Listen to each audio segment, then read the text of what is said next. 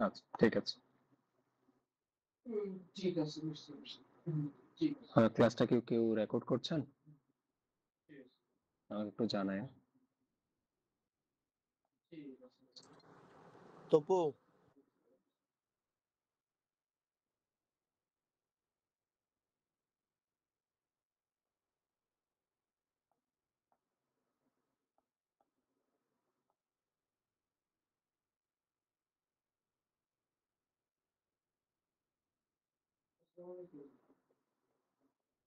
আচ্ছা, so power system অ্যানালাইসিসের আজকে যে টপিকটা পড়বো সেটা বেসিক্যালি বই থেকে আমি আপনাদেরকে দেখাবো। আজকে তারিখ হচ্ছে 24/8/25।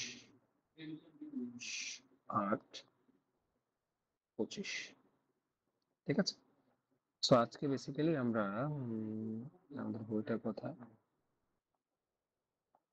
আচ্ছা এটা হচ্ছে আমাদের বই।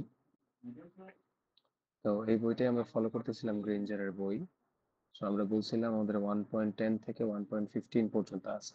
ঠিক আছে, তো আমরা যদি সূচিপত্রের দিকে একটু তাকাই তাহলে আসলে আমরা কিন্তু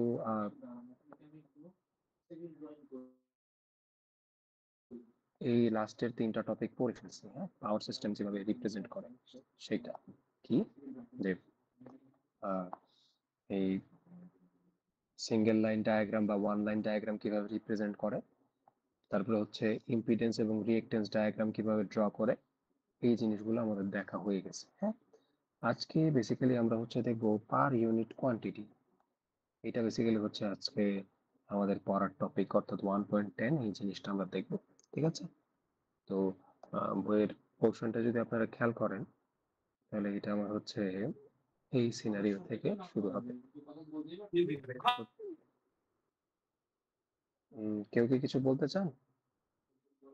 আচ্ছা, সো যদি না বলতে চান তাহলে আসলে একটু মিউট থাকলে ভালো হয়। হ্যাঁ, সো এইটা বেসিক্যালি হচ্ছে আজকে আমরা দেখবো। এটা বেসিক্যালি আমরা হচ্ছে দেখবো। সো অ্যাজ ইউজুয়াল আমি হচ্ছে আমার অ্যানোটেশনে চলে যাচ্ছি।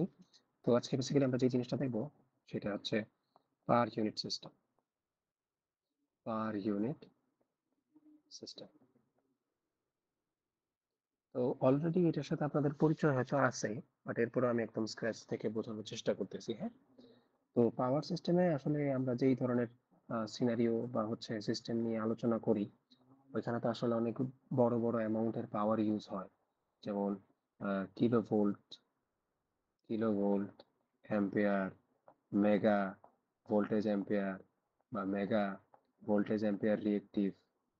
সো এই ধরনের বড় বড় ইউনিট ইউজ হয়। ঠিক আছে, তো এই বড় বড় ইউনিটগুলোর বদলে পাওয়ার সিস্টেমে ক্যালকুলেশন সহজ করার জন্য আমরা একটা পদ্ধতি অ্যাপ্লাই করি। হ্যাঁ, এই পদ্ধতিটার উদাহরণ আমি আপনাকে এভাবে বুঝাইতে পারি। সাপোজ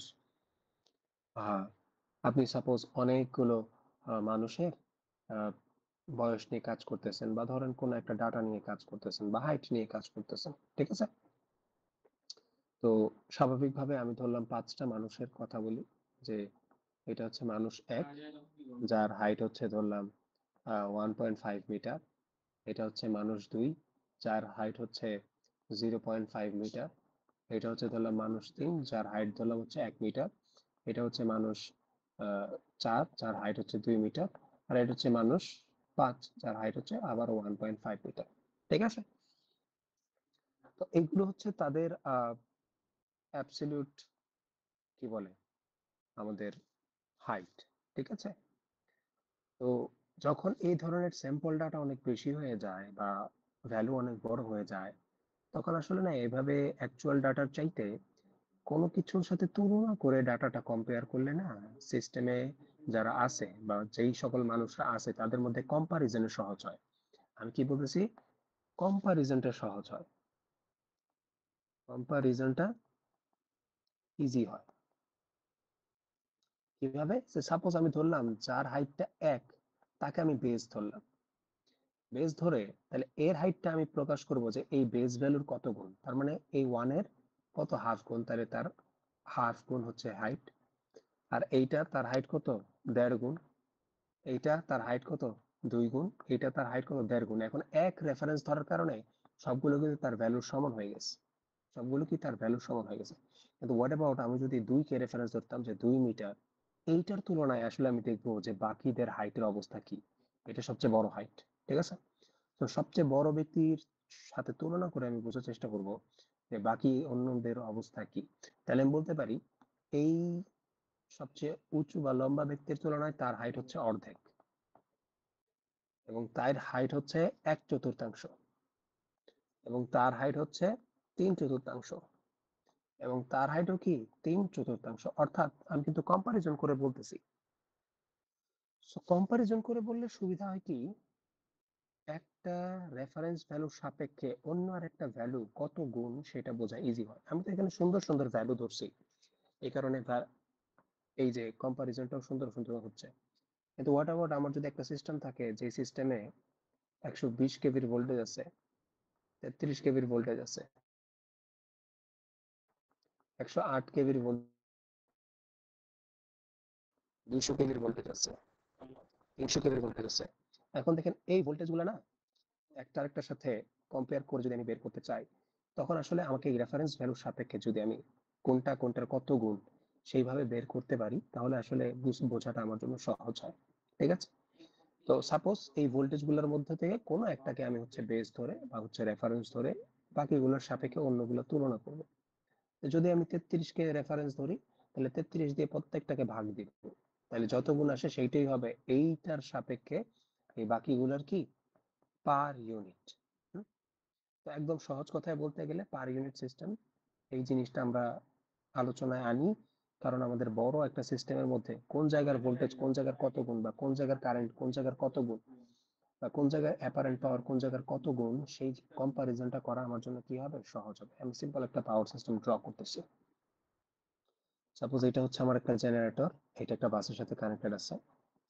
এখানে একটা ট্রান্সফরমার আছে, যেটা একটা বাসের সাথে কানেক্টেড আছে। এরপর ট্রান্সমিশন লাইনের থ্রুতে এটা বেসিক্যালি একটা লোডে গেল, আরেকটা লোডে গেল।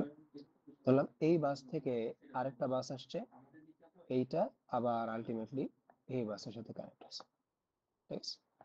তো bus number 1, bus number 2, bus number 3, আর বাস নাম্বার কি 4। সো আমার 4টা বাসের একটা সিস্টেম আছে আমি ধরে নিলাম।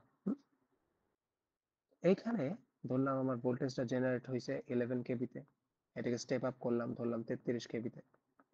33 কেবির কারণে এইটাও 33 কেবি, আলটিমেটলি এটার সাথে ওইটা কি যাবে, 33 কেবি।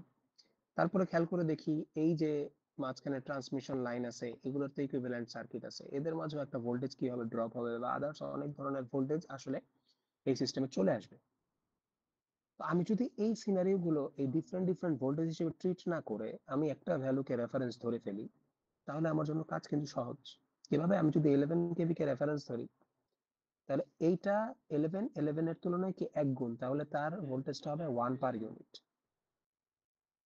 তারপর এই 33 হচ্ছে 11 এর 3 গুণ, তাহলে এটার ভোল্টেজ হচ্ছে 3 পার ইউনিট। এটাও 3 পার ইউনিট, এটাও 3 পার ইউনিট। তার মানে এইভাবে ক্যালকুলেট করলে সহজ হয় কি, আমি যার রেফারেন্স ধরছি তার সাপেক্ষে কত গুণ, এটা ইজিলি বোঝা যায়। সিমিলারলি কারেন্ট মনে করেন যাচ্ছে ডিফারেন্ট ডিফারেন্ট, ধরলাম 200 অ্যাম্পিয়ার কারেন্ট যাচ্ছে, 100 অ্যাম্পিয়ার কারেন্ট যাচ্ছে, 150 অ্যাম্পিয়ার কারেন্ট যাচ্ছে, ডিফারেন্ট ডিফারেন্ট কারেন্ট যাচ্ছে। তো এই কারেন্টের ভ্যালুগুলো আমি যদি 100 এর সাপেক্ষে 100 কে রেফারেন্স ধরি, তার সাপেক্ষে কত গুণ যাচ্ছে বোঝার চেষ্টা করি। জেনারেটর থেকে যাচ্ছে, ট্রান্সফরমার এক প্রান্ত থেকে আরেক প্রান্ত যাচ্ছে, সেকেন্ডারিতে একটা যাবে, প্রাইমারিতে আরেকটা যাবে, ট্রান্সমিশন লাইন দিয়ে ওইটা যাবে, লোডে একটা যাবে, এই লোডে আরেকটা যাবে, এই বাসে একটা যাবে। তো এই ডিফারেন্ট ডিফারেন্ট কারেন্ট গুলো আসলে ডিফারেন্ট ডিফারেন্ট ভ্যালুতে না রেখে একটা রেফারেন্সের সাপেক্ষে ক্যালকুলেট করলে আসলে ক্যালকুলেশনটা সহজ হয়। অর্থাৎ আমার এত কিছু বলার সামারি হচ্ছে, আমরা একটা রেফারেন্স ধরতে চাই, যে রেফারেন্সের সাপেক্ষে কম্পারিজন করে বাকি সিস্টেমের সকল ভ্যালু আমরা ক্যালকুলেট করবো, যেটা আমার জন্য সহজ হবে। এটাই হচ্ছে পার ইউনিটের বেসিক কনসেপ্ট। সো এইটা বেসিক্যালি কত 1.5 পার ইউনিট হবে, এটা 2 পার ইউনিট হবে, আর 100 নিজের সাপেক্ষে 1 পার ইউনিট ভ্যালু দিবে, ঠিক আছে। সো দ্যাটস ওয়াই পার ইউনিটের যে ডেফিনেশনটা দেওয়া হয় বা বেসিক ডেফিনেশনটা দেওয়া হয়, যে কোনো জায়গা যে কোনো কোয়ান্টিটির পার ইউনিট আমি বের করে ফেলতে পারবো, ভোল্টেজ হোক, কারেন্ট হোক, ইম্পিডেন্স হোক, অ্যাপারেন্ট পাওয়ার হোক। তার মানে দেখেন সবগুলো ডিফারেন্ট ডিফারেন্ট ইউনিটে থাকলেও আমি তাদেরকে একটা কমন ইউনিটে নিয়ে আসছি। তার মানে ক্যালকুলেশনে ইজি তো হলোই, সাথে আমি তাদেরকে একটা কি কমন ইউনিটে নিয়ে আসছি, কমন ইউনিটে নিয়ে আসছি, আর সেটা হচ্ছে পার ইউনিট। ঠিক আছে, এটা আমার জন্য একটা অ্যাডভান্টেজিয়াস জিনিস। সো প্রথমত এটা ইজি টু ক্যালকুলেট, কম্পারিজনটা ইজি হয়ে যায়। তারপর এটা কি আমাকে সব ডিফারেন্ট ডিফারেন্ট কোয়ান্টিটিকে একটা কমন ইউনিটে নিয়ে আসে। তো পার ইউনিট সিস্টেমের বেসিক যেই ডেফিনেশনটা সেটা হচ্ছে পার ইউনিট, এটার বেসিক যে ডেফিনেশনটা সেটা হচ্ছে কোনো কিছুর অ্যাকচুয়াল ভ্যালু ডিভাইডেড বাই ওই যে তার যে রেফারেন্স ভ্যালুটা ধরছিলাম যে কার সাপেক্ষে তুলনা করব, বা এটাকে আমরা এই পাওয়ার সিস্টেমের ভাষায় বলি বেস ভ্যালু। ঠিক আছে, সো অ্যাকচুয়াল ভ্যালুকে বেস ভ্যালু দিয়ে ভাগ করলে আমরা কি পেয়ে যাব, পার ইউনিট সিস্টেম পেয়ে যাব। ঠিক আছে, এটি হচ্ছে আমাদের পার ইউনিট সিস্টেমের বেসিক। আচ্ছা, তো এইটা থেকে আরেকটা জিনিস আমরা এটা চিন্তা করতে পারি, তাহলে স্বাভাবিকভাবে আমি যদি কোনো কিছুর অ্যাকচুয়াল ভ্যালু জানতে চাই, পার ইউনিট আর বেস ভ্যালু যদি জানা থাকে, তাহলে অ্যাকচুয়াল ভ্যালুটা কি হবে, এটার এই পাশে নিয়ে আসলেই হবে। তাহলে অ্যাকচুয়াল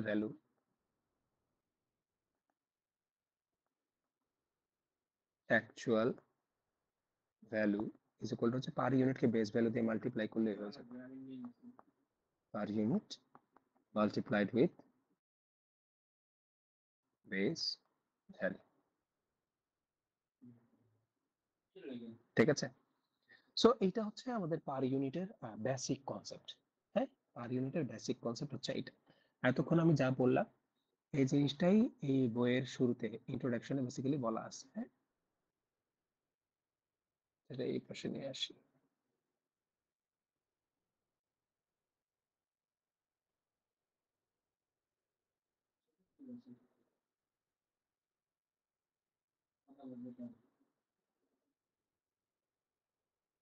চলে আয় রে, কেন জানো।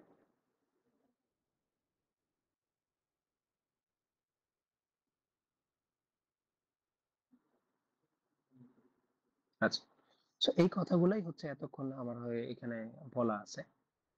ঠিক আছে, সো স্বাভাবিকভাবে আমি একটা জিনিস আপনি খেয়াল করেছেন যে আমি বলছি যে এইটাকে বেস ভ্যালু ধরবো বা এইটাকে বেস ভ্যালু ধরবো, এটা আসলে আপনার চয়েস। হ্যাঁ, ইটস আপ টু ইউ। যদি আলাদা করে বলা না থাকে, যদি স্পেসিফিক্যালি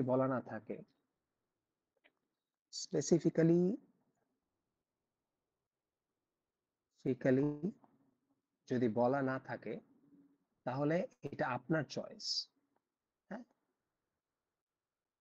আপনার চয়েস যে আপনি কোন ভ্যালুটাকে রেফারেন্স ধরবেন। সো বেস ভ্যালুটা আপনি চুজ করতে পারবেন। আর যদি সিস্টেমে বলে দেয় বা কোনো প্রশ্নে বলে দেয় যে এত ধরে হচ্ছে আপনাকে ক্যালকুলেট করতে হবে, তাহলে ওইটাকে ধরে কি করতে হবে, রেফারেন্স গুলো সাজাইতে হবে। ঠিক আছে, তো সাধারণত পাওয়ার সিস্টেমে আসলে যে চারটা কোয়ান্টিটি নিয়ে আমরা খুব বেশি কাজ করি, হ্যাঁ, খুব বেশি আমাদের ইনভলভমেন্ট থাকে, সেটা হচ্ছে ভোল্টেজ, কারেন্ট, অ্যাপারেন্ট পাওয়ার আর ইম্পিডেন্স। এই চারটা কোয়ান্টিটি নিয়ে আমরা খুব বেশি কাজ করি। হ্যাঁ, এবং এই চারটা কোয়ান্টিটি একটা আরেকটার সাথে খুবই ওতপ্রোত ভাবে রিলেটেড। ঠিক আছে, কারণ এই যে অ্যাপারেন্ট পাওয়ার, এটা যেগুলো আপনি কি জানেন, রিয়েল পাওয়ার প্লাস রিয়েক্টিভ পাওয়ারের এই সিনারিও। তারপর আবার real power is equal two আপনি জানেন কি, ভিআই কস থিটা। আবার কিউ ইজ ইকুয়াল টু কি জানেন, ভিআই সাইন থিটা, তাই না? আবার ভি ইজ ইকুয়াল টু এটা জানেন, আই জেড। অর্থাৎ এইগুলা একটা আরেকটার সাথে আসলে ইন্টারকানেক্টেড। হ্যাঁ, সো আপনি যদি যে কোনো দুইটার ভ্যালু জানেন, বাকি দুইটার ভ্যালু কি ইজিলি বের করে ফেলতে পারবেন। সো দ্যাটস ওয়াই নর্মালি কোন সিস্টেমে পার ইউনিট ক্যালকুলেট করার জন্য আমরা সাধারণত দুইটাকে রেফারেন্স ধরে নিই। হ্যাঁ, মোস্ট অফ দ্য কেসে এইটা হয় ভোল্টেজটা এই ভোল্টেজের একটা রেফারেন্স ভ্যালু ধরে নেই, বা যেই ভ্যালুগুলো দেওয়া আছে এর মধ্যে থেকে একটা রেফারেন্স ধরে নেই, আর হচ্ছে অ্যাপারেন্ট পাওয়ার, এই দুইটাকে হচ্ছে রেফারেন্স ধরে নিই। ঠিক আছে, সো এই দুইটার মধ্যে থেকে রেফারেন্স ধরে ফেললে বাকিগুলোর রেফারেন্স কি এই দুইটার সাহায্যে বের করে ফেলা সম্ভব, কারণ এইখানে আমরা কি জানি, এদের মাঝে ইন্টারকানেকশন বা ফর্মুলা গুলো আমাদের জানা আছে। সো কিভাবে আমরা বের করব, খেয়াল করে দেখি। একটা জিনিস খেয়াল করে দেখি আমরা, যে অ্যাপারেন্ট পাওয়ারের যেই ফেজর ফরম্যাটটা আছে, ফেজর ফর্মুলাটা আছে অ্যাপারেন্ট পাওয়ারের, অ্যাপারেন্ট পাওয়ার যেটা বেসিক্যালি এস দ্বারা প্রকাশ করা হয়, এটা হচ্ছে ভোল্টেজের ফেজর আর কারেন্টের ফেজরের কি মাল্টিপ্লিকেশন। ঠিক আছে, বা এভাবে যদি আমরা হচ্ছে ভ্যালুটা এইখানে পি এর ভ্যালুটা ডিনোট করি, এখানে হচ্ছে কিউ এর ভ্যালুটা ডিনোট করি, তাহলেও কিন্তু কি আমরা এই ভ্যালুগুলো পেয়ে যাব। এখন আমরা বইয়ের দিকে তাকাই, বই বেসিক্যালি কি বলতেছে খেয়াল করে দেখেন, যে নরমালি আমরা হচ্ছে ভোল্টেজ আর অ্যাপারেন্ট পাওয়ারের কি ধরে নেই, রেফারেন্সটা ধরে নেই। তারপর কারেন্টের বেস ভ্যালু বের করার জন্য রেফারেন্স ধরছি, মানে কি ওইটা বেস ভ্যালু হয়ে গেছে, তার মানে এই ভোল্টেজটা আমার কি বেস ভ্যালু। কালারটাকে চেঞ্জ করি, এটা হচ্ছে আমার বেস, এটা হচ্ছে আমার কি বেস। এখন আমি যদি কারেন্টের বেস ভ্যালুটা বের করতে চাই, তাহলে খেয়াল করে দেখি, এইটার বেস জানি, এইটার বেস জানি, তাহলে এই দুইটা বেজের সাপেক্ষে যে কারেন্টটা বের হবে ওইটাও কি কারেন্টের বেস ভ্যালু হবে। তার মানে কারেন্টের বেস ভ্যালু আমার করে নতুন করে ধরা লাগবে না, জাস্ট আমি হচ্ছে এই অ্যাপারেন্ট পাওয়ারের বেস ভ্যালুটাকে ভোল্টেজের বেস ভ্যালু দিয়ে ভাগ করব, তাহলেই আমি কি পেয়ে যাব, কারেন্টের বেস ভ্যালুটা পেয়ে যাব। ঠিক আছে, এখন এখানে আবার মাত্র দেখলাম যে ভি আই আর জেড এর মাঝে সম্পর্ক আছে। তাহলে খেয়াল করে দেখি, এই বি এর বেস ভ্যালু যদি আমি জেনে যাই আর আই এর বেস ভ্যালু আমি মাত্র জেনে গেছি, তাহলে এইখানে যেই জেড এর ভ্যালুটা পাবো সেটাও কি জেড এর বেস ভ্যালু হবে। মানে এই ফর্মুলা থেকে যদি আমরা আবার একটা কনক্লুশনে আসি, সেটা হচ্ছে জেড এর বেস ভ্যালু পাওয়ার জন্য আমার কোনো কিছু ধরা লাগবে না, বরঞ্চ আমি ভোল্টেজের বেস ভ্যালুকে যদি কারেন্টের বেস ভ্যালু দিয়ে ভাগ করি, তাইলে আমি কি পেয়ে যাবো, জেড এর বেস ভ্যালু পেয়ে যাব। এখন খেয়াল করে দেখি, আই এর কিন্তু আলাদা একটা কি আছে, বেস ভ্যালু আছে। সো এইটাকে যদি আমি এখানে ইনপুট দেই, তাহলে জিনিসটা আরো সুন্দর হয়ে যায়, কারণ আলটিমেটলি আমি কি এই দুইটাই ধরছি। তো এই দুইটার সাহায্যেই যদি ডিরেক্ট আই আর জেড বের করে ফেলতে পারি, তাইলে আমার জন্য সহজ। সো আমি কি করব, এই আই বেসের ভ্যালুটা এখানে হচ্ছে ইনপুট দেব। সো ইনপুট যদি দেই, তাহলে এখান থেকে আলটিমেটলি যেই ভ্যালুটা আসতেছে সেটা হচ্ছে জেড এর base value is equal to এই আই বি এর ভ্যালুটা বসাচ্ছি, এটা হচ্ছে V B divided by S base divided by ভোল্টেজের বেস, নিচে আসে উপরে চলে যাবে, আলটিমেটলি আসতেছে ভোল্টেজের base value square divided by apparent পাওয়ারের বেস ভ্যালু। সিমিলারলি একদম এক্স্যাক্টলি এই ফর্মুলাগুলোই হচ্ছে আমরা ইউজ করব।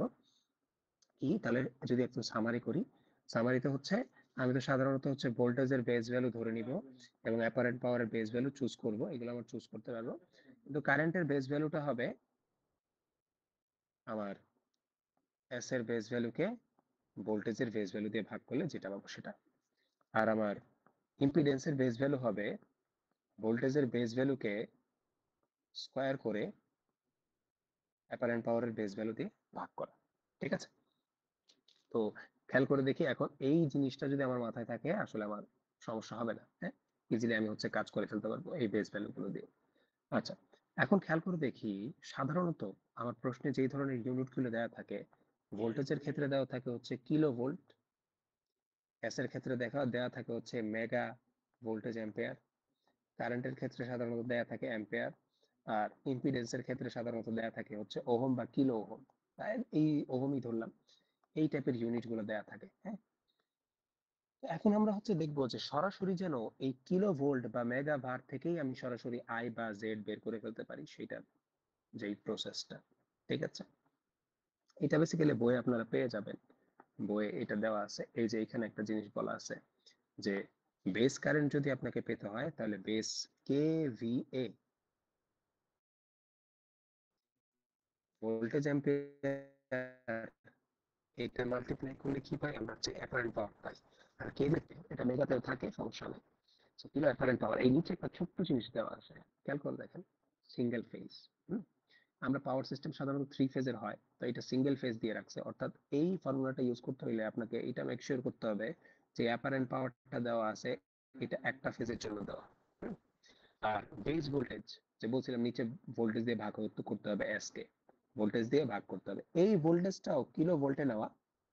এবং এটা হচ্ছে লাইন টু নিউট্রাল। কি লাইন টু নিউট্রাল, অর্থাৎ একটা সিঙ্গেল ফেজে ভোল্টেজ দিয়ে ভাগ করতে হবে। তার মানে আমি যদি সোজা কথাই বলি, এই যে দেখেন এখানে কে কি কাটা, তাহলে ভোল্টেজ এম্পিয়ারকে কি ভোল্টেজ দিয়ে ভাগ করলে আমি কি পেয়ে যাচ্ছি, আমার বেস কারেন্ট বা এম্পিয়ার পেয়ে যাচ্ছি। সোজা কথা এই যে ভোল্টেজ ভোল্টেজ কাটা যাবে, জাস্ট আগে থেকে কি এম্পিয়ার। বাট এইখানে যে ছোট্ট সাবস্ক্রিপ্ট আছে এইটা বোঝাটা ইম্পর্টেন্ট। হ্যাঁ, সেটা হচ্ছে বোঝাচ্ছি। এই যে খেয়াল করে দেখি, আমি যেভাবে প্রতিটা নোটেশন পয়েন্ট করতেছি, এইভাবে একদম একদম প্রতিটা লেটারের মিনিং আসলে বুঝতে হবে আমাকে, নাহলে আমার আন্ডারস্ট্যান্ডিং ক্লিয়ার হবে না। আমার আন্ডারস্ট্যান্ডিং ক্লিয়ার হবে না। তাহলে এখন আমি যে জিনিসটা বলতে যাচ্ছি, সাধারণত আমার বইগুলোতে একক হিসেবে কি বেশি চলে, একক হিসেবে স্যার, বেশি চলে হচ্ছে একক হিসেবে চলে হ্যালো। হচ্ছে এমভিএ, আর ভোল্টেজের স্যার আপনার জন্য চলে ভয়েসটা কি বুঝা কেভি। যাইতেছে না স্যার। তাহলে আমি যদি এটা কেভি বা এমভি এর হ্যালো সাহায্যে করতে চাই, তাহলে আমার হ্যাঁ হ্যাঁ বলেন। স্যার, আপনার ভয়েস ক্লিয়ার শোনা যেতেছে না, কেটে কেটে আসতেছে। এই বাকিরা কি আমার কথা শুনতে পাচ্ছেন? প্রবলেম হইতেছে হালকা স্যার। সেম স্যার, কেটে কেটে আসতেছে স্যার।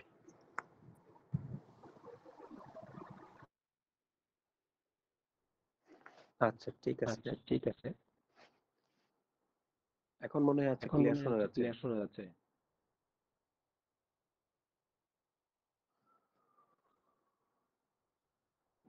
উম,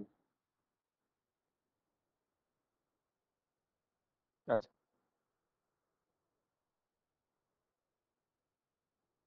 তো এখন ক্লিয়ার শুনতে পারার কথা, আমি ডিভাইসটা চেঞ্জ করছি। তো যে জিনিসটা আমি বলতে যাচ্ছিলাম, যে আমার এই এস এর ভ্যালুটা থাকে হচ্ছে এমভিএ তে, ভোল্টেজের ভ্যালুটা থাকে হচ্ছে কেভি তে।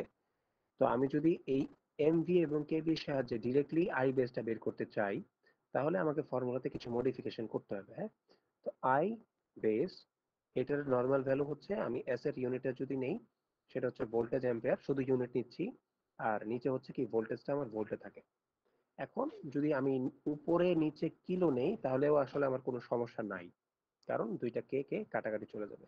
কিন্তু হোয়াট অ্যাবাউট আমি যদি উপরে মেগা নিতে চাই, মেগা মানে কি কিলো ইন্টু কিলো, অর্থাৎ 10⁻³ ইন্টু 10⁻³ এটাতেই বেসিক্যালি হয় আমার 10⁻⁶, যেটা বেসিক্যালি হচ্ছে আমার মেগা।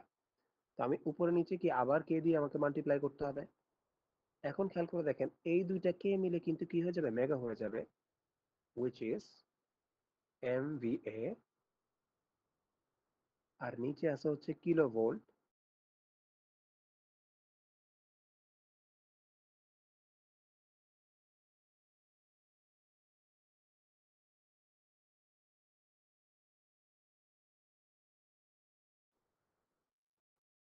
আচ্ছা, সো আমি যে জিনিসটা বলতে যাচ্ছিলাম, যে এই কিলোর সাথে এই কিলো আমি মাল্টিপ্লাই করব না, কারণ আলটিমেটলি আমাকে কিলো ভোল্টেই আসলে ইউনিটটা দেওয়া থাকে। সো দ্যাটস ওয়াই আমি কি করব, M V A kilo volt into নিচে রেখে দিব 1000। তাহলে এটাই হচ্ছে আমার একদম ডিরেক্ট ফর্মুলা যদি আমাকে কোনো কিছুতে কনভার্ট করতে বলে।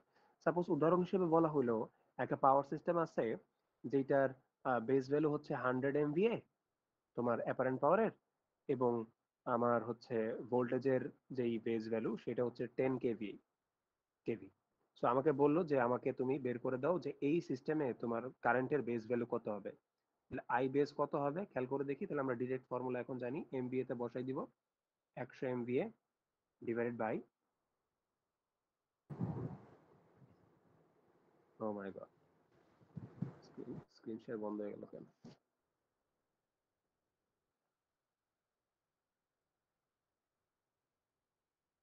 এই চানগাঁওয়ের ইন্টারনেট ভালো না। জি স্যার। মোবাইলের হটস্পট অন করতে হবে।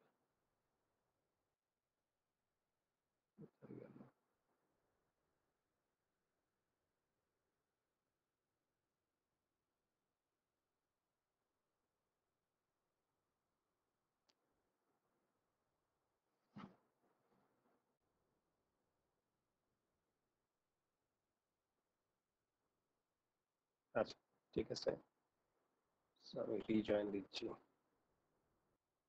কাইন্ডলি অ্যাকসেপ্ট করেন যে আমাকে কোন একটা সিস্টেমে বলে দিল যে আমার সিস্টেমের বেস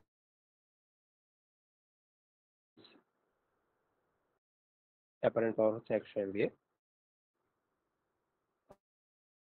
আর বেস ভোল্টেজ হচ্ছে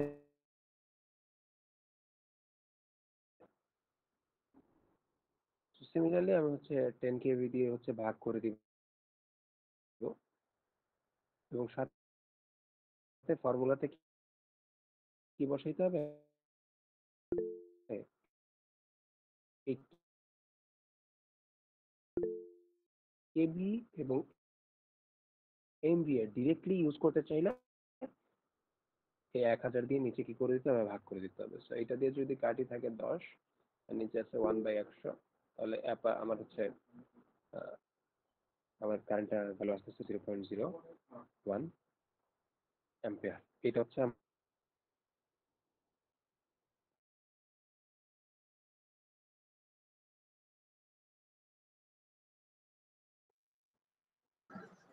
স্যার আওয়াজ শোনা যাচ্ছে না।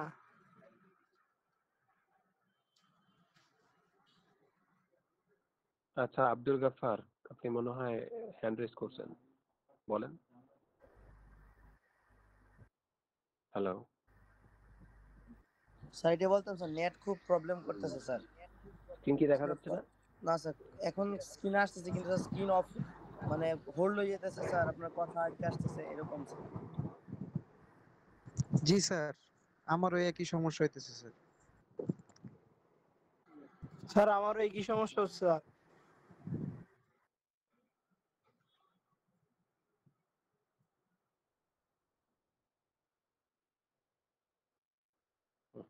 তাহলে লাইনটা চেঞ্জ করি। সো আমি যে জিনিসটা বলতে যাচ্ছিলাম, এখন আশা করি ক্লিয়ার শোনা যাচ্ছে। স্যার আমার একটা কোশ্চেন আছে স্যার। তো আমাকে যদি কোনো সিস্টেমে বলে যে আমাকে বলা আছে 100 এমভি হচ্ছে সিস্টেমের অ্যাপারেন্ট পাওয়ার এর বেস এবং 10 কেভি হচ্ছে সিস্টেমের ভোল্টেজের বেস, তো এইটার বেসিসে কারেন্টের বেস ভ্যালুটা বের করতে, তো আমি কি করব, 100 এমভি বসাই দিব, 10 কেভি বসাই দিব এবং সাথে এই নিচে 1000 দিয়ে গুণ করে দিতে হবে। কেন? কারণ আমার নরমাল ফর্মুলাতে এস বাই ভি এইটা বসাই দিলেই আমার আই বেস বের হয়ে যেত, কিন্তু এককটা এমভিএ বা কেভিতে ছিল না, দুইটাতেই সেম ইউনিট রাখতে হতো। কিন্তু যদি আমি এমভি আর কেভি দিয়ে সরাসরি বের করতে চাই তাহলে নিচে কি করতে হবে, 1000 দিয়ে ভাগ করতে হবে। আলটিমেটলি এটা দিয়ে ভাগ করে আমি আই বেস পাচ্ছি 0.01 অ্যাম্পিয়ার। তার মানে এখন যদি কোনো কারেন্ট থাকে, যে কারেন্টের ভ্যালুটা সাপোজ হচ্ছে আই অ্যাকচুয়াল ভ্যালু আমাকে ধরলো হচ্ছে 2 অ্যাম্পিয়ার বললো, তো এইটার হ্যালো পার ইউনিট ভ্যালু যদি আমি বের করতে চাই, তো পার ইউনিট ভ্যালুটার কি ফর্মুলা, actual value I actual divided by I base. So actual value হচ্ছে 2 আর এটা হচ্ছে 0.01, সো মাল্টিপ্লাই করলে 200 পার ইউনিট আসবে। ঠিক আছে, সো এইভাবে বেসিক্যালি পার ইউনিট কোয়ান্টিটি গুলো আমার ক্যালকুলেট করতে হয়। সিমিলারলি এখানে বেসিক্যালি আমার ওই জেড বেজের জন্য বা বেজ ইম্পিডেন্সের জন্য এই ফর্মুলাটা দেওয়া আছে, মনে রাখবেন। এমভিএ তে দেওয়া আছে আর কেভি তে হচ্ছে দেওয়া আছে। এখন যেই কনফিউশনটা আসলে ক্লিয়ার করা দরকার, মনে রাখবেন যে যদি আপনি অ্যাপারেন্ট পাওয়ারটা একটা ফেজের ভ্যালু নেন, তাহলে ভোল্টেজটা আপনাকে লাইন টু নিউট্রাল নিতে হবে। অর্থাৎ আমরা যে থ্রি ফেজ সিস্টেম দেখি, এই যে ধরলাম তিনটা লাইন আর এটা হচ্ছে আমার চতুর্থটা হচ্ছে নিউট্রাল, হ্যাঁ, A phase, B phase, C phase আর এটা হচ্ছে আমার নিউট্রাল। তো এই যে কোনো একটা ফেজ আর নিউট্রালের মাঝের ভোল্টেজটাই কি আমার ভোল্টেজ সি এন, এইটাকে বোঝায় যে সি আর নিউট্রালের মাঝে ভোল্টেজ, এটাকে বলে ফেজ ভোল্টেজ, ফেজ ভোল্টেজ। কিন্তু আমি যদি দুইটা লাইনের মাঝে ভোল্টেজ ডিফারেন্সটা নেই, যেটা আমরা ট্রান্সমিশন লাইনের বেসিকে দেখছিলাম, এই ভোল্টেজটাকে রিপ্রেজেন্ট করা হয় এ বি দিয়ে, যেটা হচ্ছে line to line voltage, line to line অথবা ফেজ টু ফেজ। আর এটা হচ্ছে ফেজ টু নিউট্রাল। তো এখন সিনারিওটা হচ্ছে যখন থ্রি ফেজ সিনারিওটা আমরা চিন্তা করি, তো এস এর যে ভ্যালুটা দেয়া থাকে সাধারণত এটা থ্রি ফেজের জন্য দেয়া থাকে। যেহেতু ব্যালেন্স সিস্টেম যদি হয়, এটাকে 3 দিয়ে ভাগ করলেই আপনি সিঙ্গেল ফেজের জন্য পেয়ে যাবেন, ঠিক আছে? আর ভোল্টেজ সাধারণত যদি লাইন টু লাইন দেওয়া থাকে, লাইন টু লাইনই দেওয়া থাকে, ওইটাকে √3 দিয়ে ভাগ করলেই আমরা কি পেয়ে যাব? লাইন টু নিউট্রালের ভোল্টেজ পেয়ে যাব। তার মানে আমি আপনাকে যে জিনিসটা বোঝাতে যাচ্ছি, আপনি 3 ফেজের ভ্যালুতে করেন নাকি সিঙ্গেল ফেজের করেন ডাজন্ট ম্যাটার, কিন্তু যদি এসটা আপনি সিঙ্গেল ফেজে নেন, আপনাকে ভোল্টেজটা লাইন টু নিউট্রাল নিতে হবে। আর যদি এসটা আপনি 3 ফেজে নেন, আপনার ভোল্টেজটাকে লাইন টু লাইন ভোল্টেজ নিতে হবে। আমি কি বুঝাতে পারলাম জিনিসটা? জি স্যার। এই, হ্যাঁ, বুঝতে পারছি। এখন খেয়াল করে দেখি, রেশিও কিন্তু দুইটার কি হবে? সেমই হবে, সেমই হবে, সবসময় সেমই পাবেন। কারণ এস কে আমি যদি হচ্ছে সিঙ্গেল ফেজকে কনভার্ট করতে চাই, 3 ফেজকে ভাগ করা লাগবে 3 দিয়ে, আর হচ্ছে আমি যদি হচ্ছে লাইন টু নিউট্রাল ভোল্টেজটা বের করতে চাই লাইন টু লাইন থেকে, এটাকে আমি ভাগ করতে হয় কি? √3 দিয়ে। আলটিমেটলি আমি কি জানি, আমার আই বেজের কারেন্ট ইজ ইকুয়াল টু হচ্ছে single phase divided by line to neutral. So আমি এই ভ্যালুগুলো যদি এখন বসাই দিই, অর্থাৎ আমি 3 ফেজের সাহায্যে যদি ক্যালকুলেট করতে চাই, 3 ফেজের সাহায্যে যদি ক্যালকুলেট করতে চাই, তাহলে আমাকে এইটাকে রিপ্লেস করতে হবে এইটা দিয়ে, এই ফর্মুলাটা দিয়ে।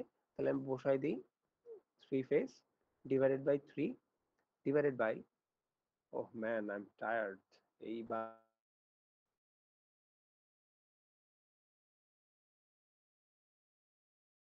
3 রাখবো, আর পরে